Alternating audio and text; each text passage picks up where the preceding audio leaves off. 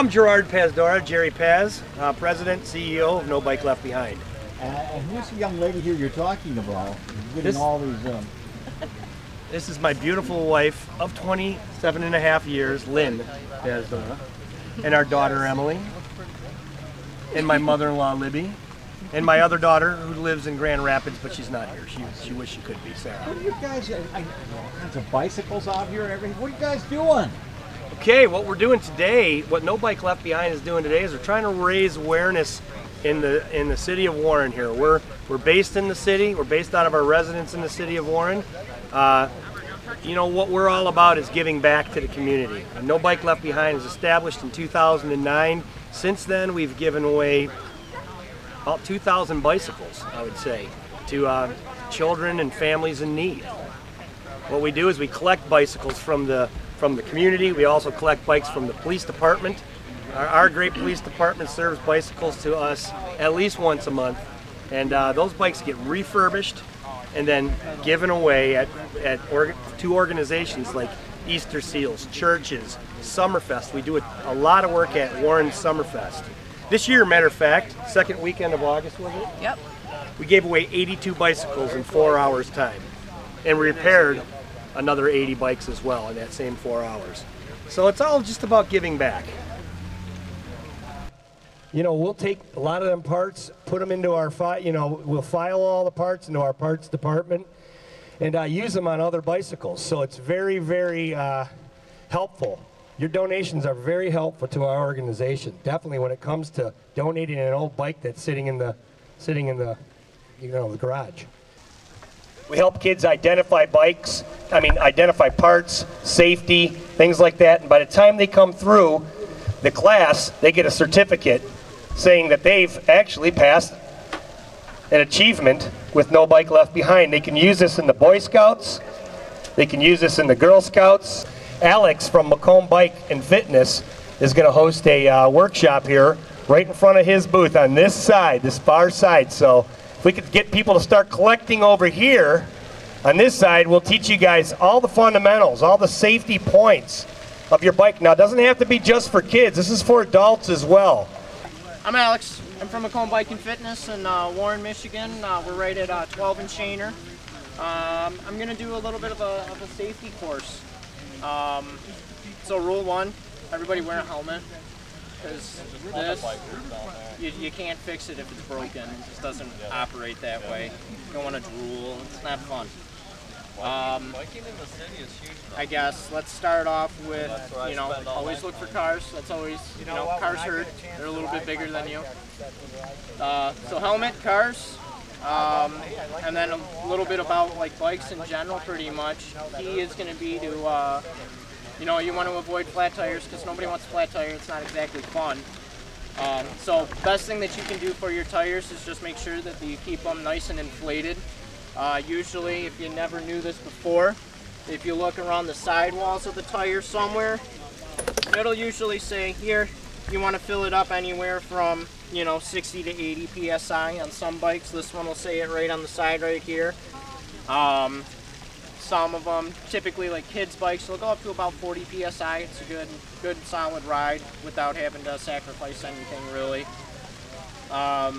Tire pressure is, like I said, is key. It avoids a lot of flats. Nobody wants a flat, especially if you're riding in certain areas. I know Detroit, for example, a lot of people have been doing the slow roll down in Detroit. But things like glass and whatnot, they absorb right into nice, soft, squishy tires. Other than that, things like seat height are important because if your seat is not properly adjusted, you can eventually, over time, maybe cause yourself some pain in your knees, especially.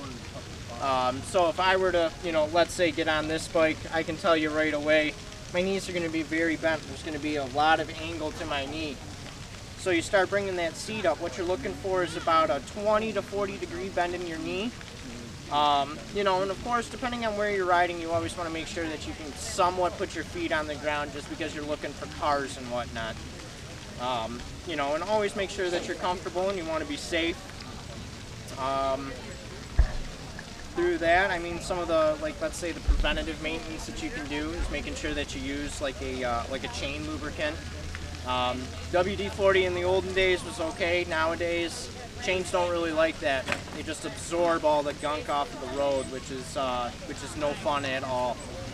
Things get really dirty really quickly. It's important to have brakes, both front and rear. Tip 101, never grab the front first, because if you grab the front first, you have a tendency of going forward. And coming from personal experience, if you fly over the handlebars, you're going to have a bad time. I promise you that. It's not fun to do. So making sure that your brakes are nice and tight, is pretty much one of the most important things that you can do, only because you have to stop eventually. Other than that, it's all about having fun. Make sure you're having fun. That's the key. So if you're kind of sizing yourself up, what you can do is essentially get onto the bike. You're going to rotate that pedal just about all the way down, and kind of throw yourself on there. If you're noticing that you have a really bent knee, just try bringing the seat up, and we're talking centimeter makes a whole lot of difference, so you can just do it gradually. You don't have to shoot it up an inch and make yourself feel uncomfortable, because first and foremost, if you're not comfortable on the bike, you're not necessarily going to really enjoy it, you're not going to want to ride it, and you're not exactly safe if you're not too sure of yourself. But yeah, definitely 20 to 40 degrees, that's the key. Can you show, because I have no idea what 20 to 40 degree leg is, so I would have no idea. Essentially, it's not necessarily straight, and to kind of give you, granted this is a lady's bike and I'm almost 6 foot, so this is going to be a little dramatized, but if I were sitting on this bike, definitely a lot more than 40 degrees. Now, if I start bringing this up, and ideally I'd want, maybe that'll be about a 20-degree bend. Minor bend. You don't want to straight leg it, because then basically one of two things happens. If you're too small, or if you're too, how do I word this? If you're a little too stretched out on that bike, it has a tendency of hurting the front of your knee, I believe. And if you're really cramped up, start causing knee pain in the back. So for anybody in general, if they're having knee pain, try playing with your seat height, and that'll adjust a lot of that. Kids, the biggest thing for all of you guys to really remember is if something's wrong with your bike, let somebody know. It's not a good thing to just, oh, well, it'll fix itself. I promise you, mechanical machines do not fix themselves over time. Ask anybody who's owned a car. That little rattle does not fix on itself. Yes. Mind if we ask some questions? Go right ahead. What type of clothing, shoes, or equipment should be worn while cycling? Should always wear closed-toed shoes for one. You like your toes, you want to keep them attached. That's a good part. You don't want to skin them all up. So closed-toed shoes. I'm a big fan of tennis shoes. That's just because of what I wear all the time. As far as clothing, shorts, jeans, pretty much whatever. Nothing, in particular. Of course, I'm going to tell you, you need some cycling shorts, because you got basically a diaper on there. Very comfortable, so you can stay on the bike for a good long time. But other than that, try to, if you want to remain cool, you don't want to overheat yourself. So, pretty much the biggest thing is shoes. Don't wear flip-flops. Flip-flops don't stay on your feet for too long. So how do you make yourself more visible to cars, trucks, even other pedestrians out there? More visible, especially if you're riding at night, is going to definitely be the usage of lights. I'm a big fan of lights, more so than anything. Reflectors are nice to have on your bike, but let's be honest, people don't necessarily pay attention to cyclists. So the things that you can do to make yourself the most visible is definitely wearing brightly colored shoes, reflective material. They make vests and whatnot that have, I can show you, some of our products in the store. I can put a flashlight on and it just illuminates the entire vest. So it's, remaining visible as far as your chest, your back. Reflectors are nice, but lights are really the best solution. Something that flashes usually catches people's attention a lot better, especially if, you're texting, which unfortunately it happens. And I can tell you, I've had a few people come in, oh yeah, the person was texting and they decided to hit me. And you gotta pay attention for yourself, because people aren't gonna pay attention for you, unfortunately. Oh, could you demonstrate 3 different hand signals? Left turn, right turn, slow stop? Alrighty. You're gonna have to give me a minute and refresh myself on this. Let's see. So you have stop, which is gonna be all the way down, and you basically have yourself planted. It's almost like a 90-degree bend in your elbow, and that's gonna come straight down. A left turn is just gonna be basically, I use my pointer finger and just kind of point out. It's gonna be a left turn, and then you're simply gonna just go all the way up, and that's a right turn.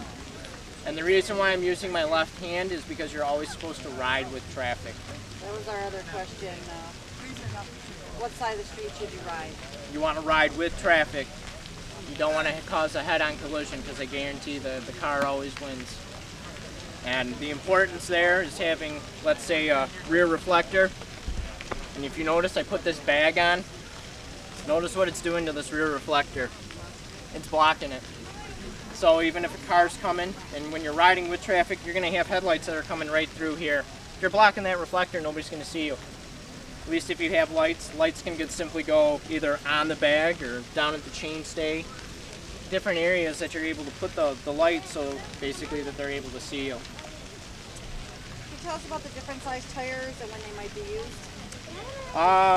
Different size tires as far as width, height. You want everything? Yeah, well, quick note, I mean, there's different tires for 10-speed and different tires for mountain bikes and different tires for rugged use and Right. for street use. So let's take, I'm going to grab this bike over here.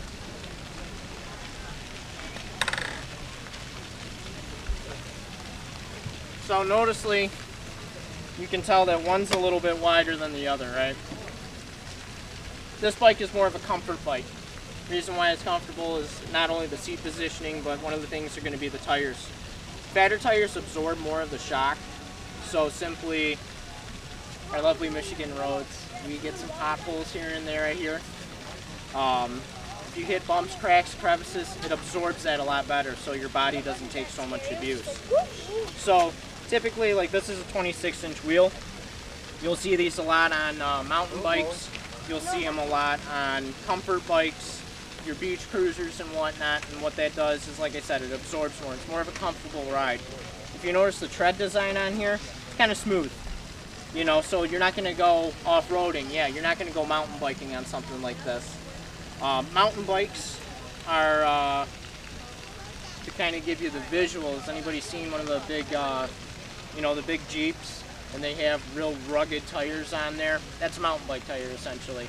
It's going to basically allow you to get some traction in some dirt, mud. If you're, you know, crazy enough, you can go riding in the winter. I suggest it. You got to do it at least once. You just got to dress for it. That's the key. You got to dress for it. Skinnier tires, like you see on like road bikes, are exactly that. Road bikes, race bikes, however you like to put it. Skinnier the tire, the less traction that there is on the road, so the faster you go. Those aren't going to typically have too much grip on there, because the grippiest thing on dry land is actually a slick. Other than that, then you have kind of your medium range tires, which would be something like this. This is a 700C tire, which basically equates to about 27 inches or so, in between 27 and 28 inches. These are deemed kind of a hybrid style bike on this one here, a little on-road, little off-road. So you have the luxury of having a road bike size tire, only a little bit wider, which basically gives you a little bit more control off-road. I think that's pretty much just about all the tires that I got. Your bike and keep riding. You got it. There you go. Make it happen. Yeah. There you go. He's catching up. He's catching up. He's catching up. Woo! Keep going. Keep going. Everybody gets a prize. Keep going. Keep going. You can do this. Yeah. Woo! Keep going. Keep going. Keep going. You're good. You got it. Nice job, guys. Nice. Show off all kinds of cool bicycle fun stuff. Make sure you're checking that stuff out. Thank you guys so much. Thank the city. right behind out here. We established ourselves in 2009. Here,